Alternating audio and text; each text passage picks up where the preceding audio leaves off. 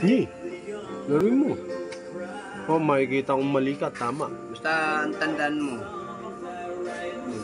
ang katumbas na isang coin, 2 rook. Pag nabawasan ng rook mo, hindi siya katumbas ng coin. Tapos ang bishop, malakas ka pag pares pa silang dalawa. Humihina yan kapag nawala ang isa. Parang horse. Pero ang horse, magaling yan. Kapag dalawang gumagana.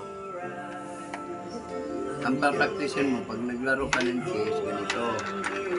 Yan, tuturuan tito mo.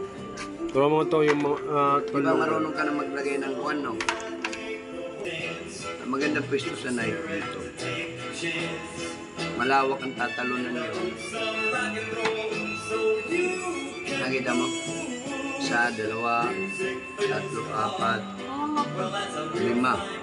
Pag dito siya, ang tatalunan niya, 1, 2, 3 lang. Pag natutukan siya, may ito. Diba? Ang talon ng knight, Yan. wala siyang gagalawan. Pwede siya Kaya kailangan po talaga siya mag-queen siya, magpapalit siya. Magpapalit ka pag nasa dulo na yung mundo. Oo. Kaya ang attack mo, yan. Kuhan siya, support. Kailangan, lagi nag-support. Ganyan, ganyan ang mutin, lagi nakaganyan. Dugtong-dugtong. At saka iwasan mo yung bahay ka ng bahay.